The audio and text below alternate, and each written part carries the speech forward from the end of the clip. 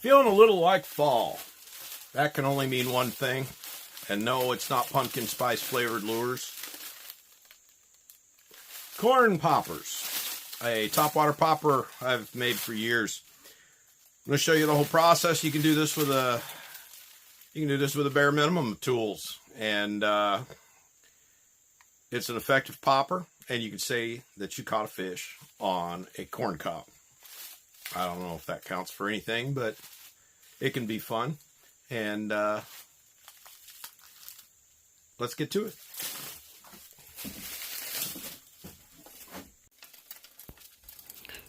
Well, the first thing you're going to need is some corn. Now, here in the Midwest, that's not too hard to come by. I like to go out and pick up corn cobs after the combine's gone through. Kind of cheating a little bit here. And having to remove the corn. If you live somewhere without easy access to corn, you can buy or order critter corn and get some field corn that way. And then it's just a matter of cutting it to the length of popper you want.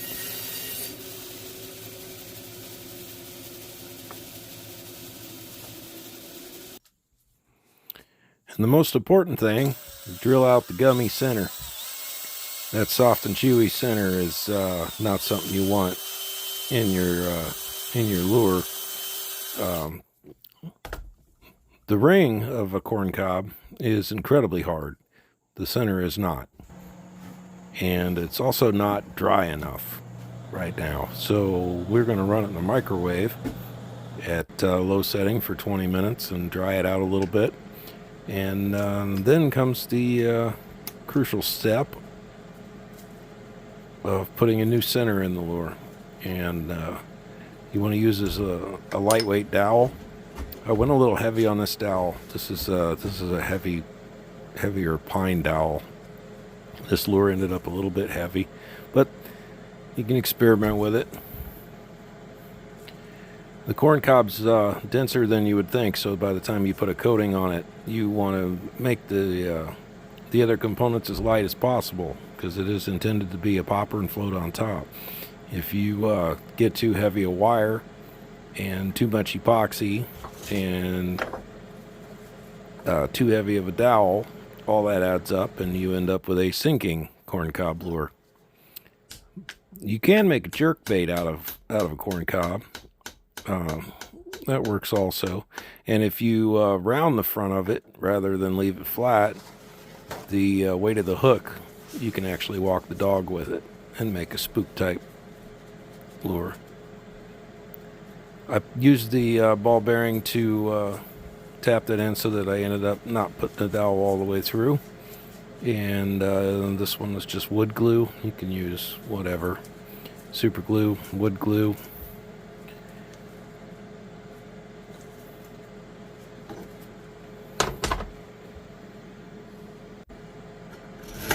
And leave yourself a little bit to work with on the dowel. Now comes the hard part. You gotta drill a hole through that dowel.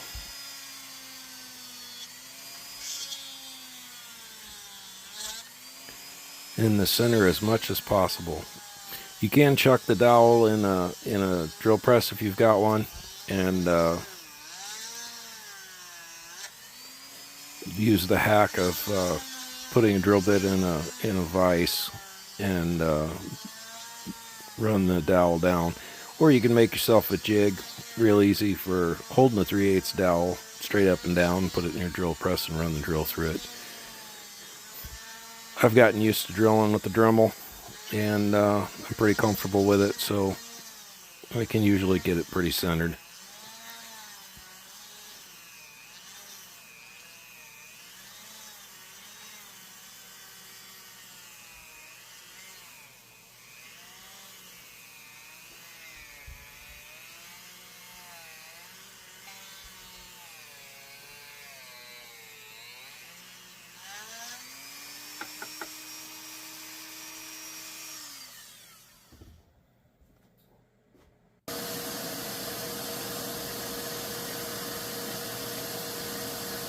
Next comes the fun part. If you've got a lathe, that's the way to go.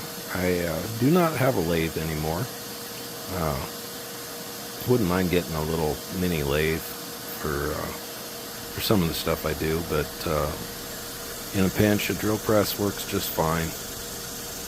And what you want to do here is get rid of all the fluff and get down to the hard woody part of the cob, but leave the character of it.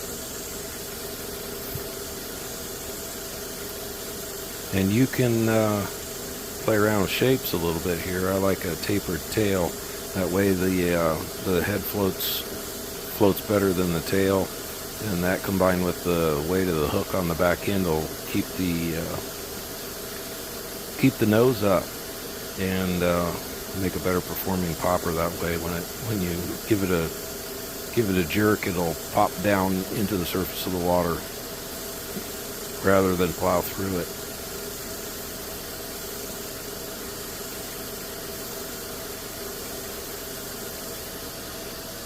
You can use a file here too. Just be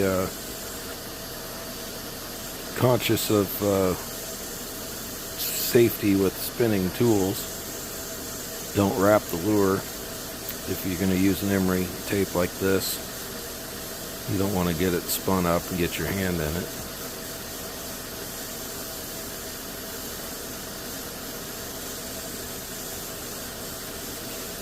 And you're going to want a dust collection, however you go about that. This is just a shop vac with the dust collection system on it, but it's a dusty endeavor to sand down a corn cob.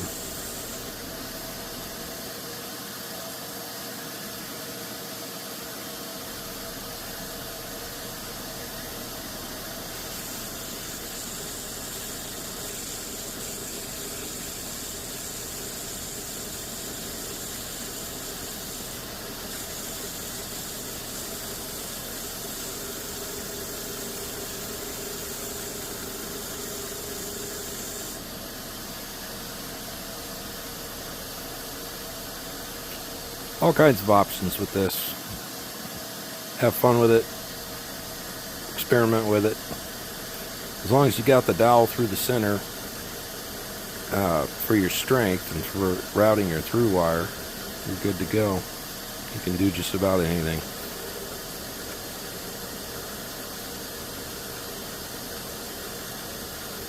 You'll see when it's done, a corncob does a really good job of looking like a natural scale pattern.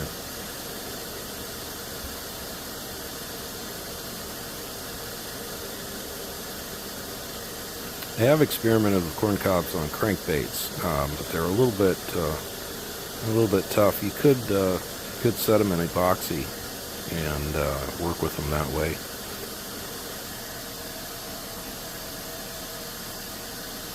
I don't have a vacuum chamber or a way of stabilizing wood, but it does make a really pretty lure if you can get it set in epoxy and avoid the bubbling. You'd almost need a vacuum chamber.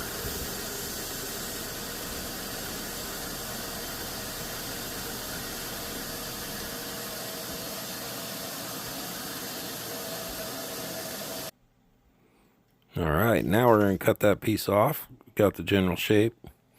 And do a little bit finishing on the butt end of things. Well, first we got to drill a hole through the rest of the way through, because I lost my long auger drill bit that I had specifically for this task.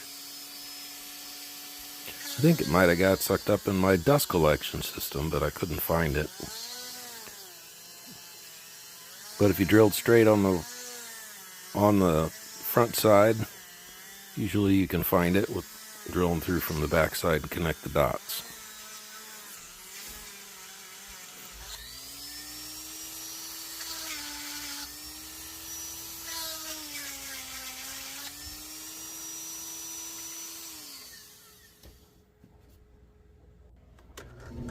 Alright, now we're shaping the tail.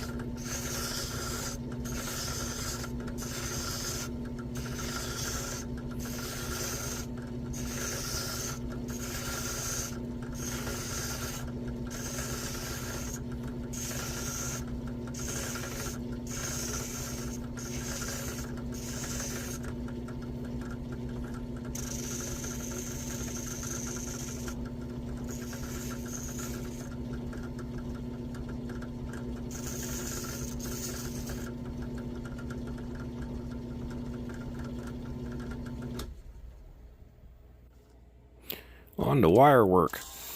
This is 19 gauge stainless steel wire you can find at the hardware store in the picture hanging department. And it's a bit heavy for this. I've got some lighter gauge wire.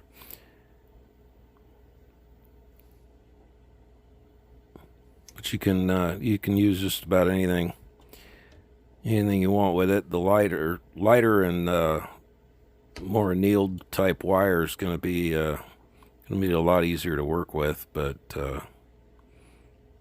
this will get the job done.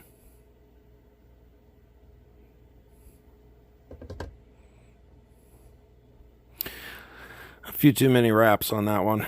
That's another thing to watch.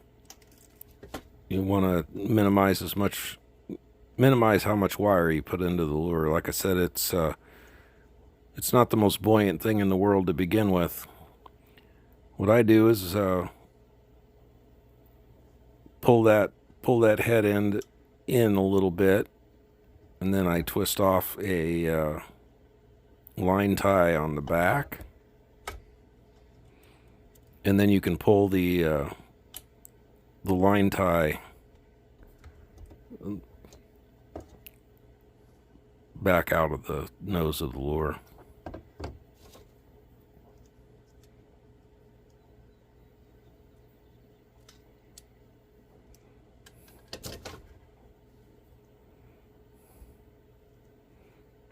You can kind of straighten it out, and then you can screw that line twist in a little bit, give it a bit of a pry, and it'll actually suck up that tail end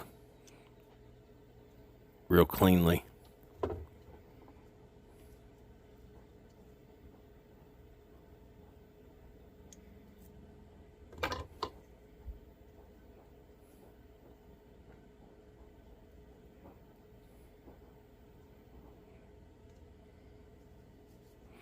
There's all kinds of options. You could put a propeller on the back.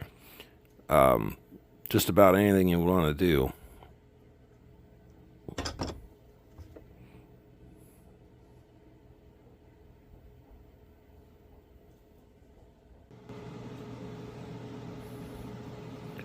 And I'm using UV cure epoxy. You can use any epoxy you really want to. A quick set 2-part epoxy would work just fine here. Super glue would probably be a little thin.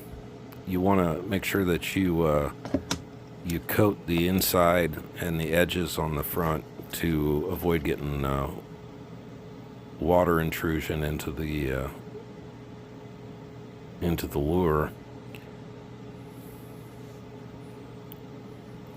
As far as top coating this goes, I'm going to be doing it with UV cure, but I've done quite a few corn poppers with concrete sealer. You can just buy a high gloss concrete sealer at your hardware box store and give them a quick dip. That works really well. It'll take a couple coats. If you don't mind a few ripples and texturing on the outside, there's all kinds of options. Just about any sealer is gonna get the job done. Anything that's gonna keep water from getting to the cob.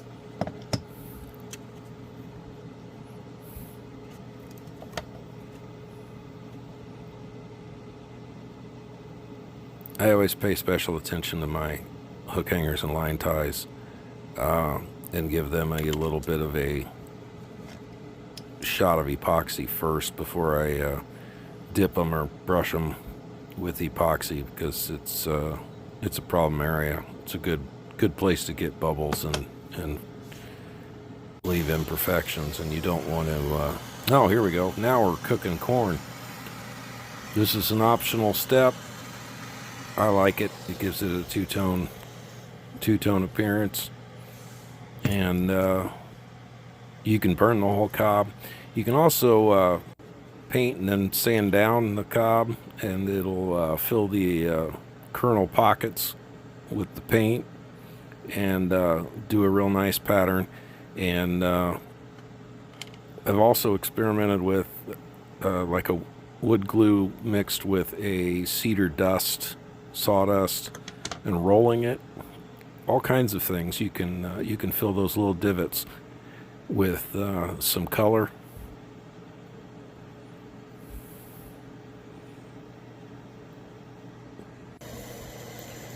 And now she's cooking.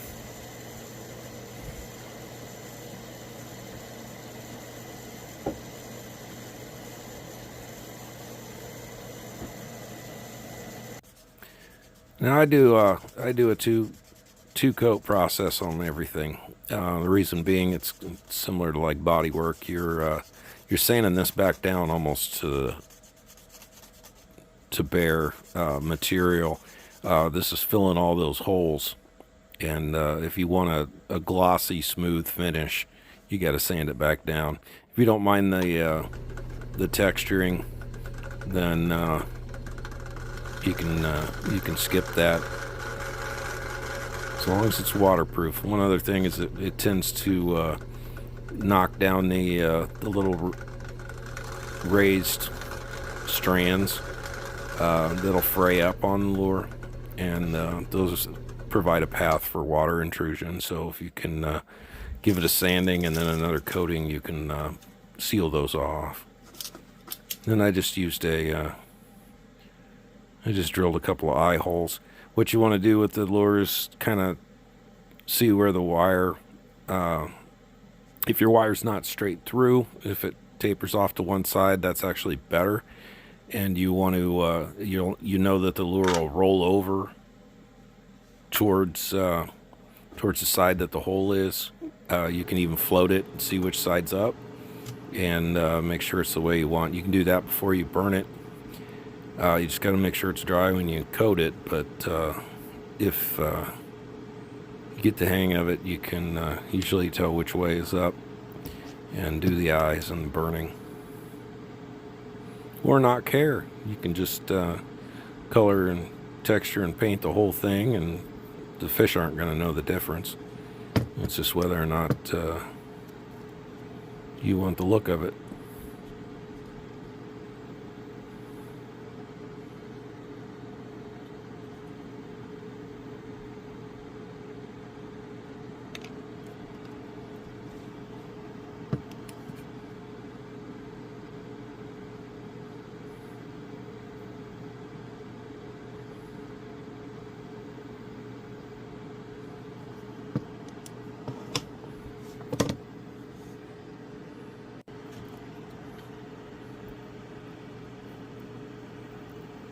Second coat, we're almost there. I always put a treble hook on the back. Usually I dress the treble hook with some feathers or some material. You don't have to. You could go with a big single, whatever your fishing method. It's versatile. The snap ring and a treble hook is my standard finish. Clear the epoxy out of the eyes.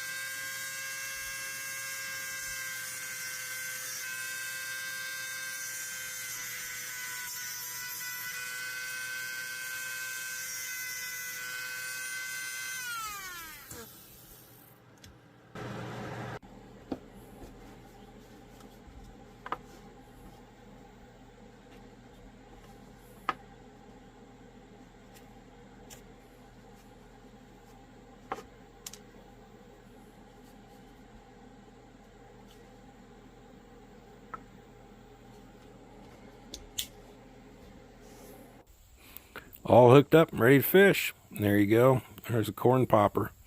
It is a really good popper. Like I said, if with the weight of the hook in the back, you can even do a walk the dog action with it a little bit. Have fun with it, and good luck.